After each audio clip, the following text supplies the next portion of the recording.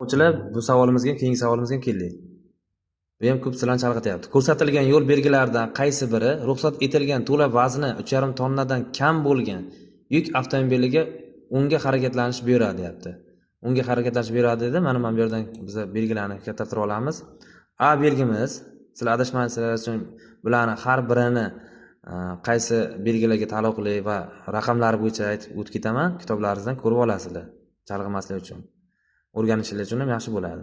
A belgimiz 5.7.1 harakatlanish, bir tomonlama harakatlanish yo'liga chiqish bu, harakatlanish o'ngga. Faqat bu bir tomonlama harakatlanish yo'liga chiqishda aniq qilyapti, axborot beryapti. Bu buyurmaydi. Axborot o'sha belgilarimizda qo'yilgan. Bu belgimiz esa buyuradi. B belgimiz. Turu 1 2 belgimiz. Buyuruvchi belgilarimizdan olingan harakatlanish o'ngga buyuryapti. U 3,5 tonnadan ziyodmi, 3,5 tonnadan kammi, yuk avtomobili bo'ladimi, yengil avtomobil bo'ladimi, farqi yo'q. Har qanday avtomobilimizga harakatlanish o'ngga beryapti, chorrahalarda qo'yiladi. Bu belgimiz esa sizlarni chalg'ityapti.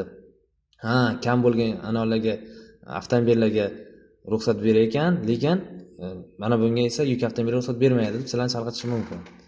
Bu belgimiz 5.32 belgimiz aylanib o'tish tasvir beryapti-da. Yuk avtomobillariga nisbatan ta'sir beradi. Unga aylanib o'tishinglar mumkin deb mana shu yuk avtomobillariga nisbatan aytayapti. Bu yerda ikkalasi ham mana bu A bilan V chalg'ityapti axborot ishora belgilaridan. Hech qanday buyurishga ahamiyati yo'q bularni. Buyura olmaydi axborot ishora belgilarimiz. Mana bu yerdagi turu 1 2 belgimiz buyuryapti. B yo'nalishi bo'ylab biz nima qilamiz? Faqat B ni belgilaymiz.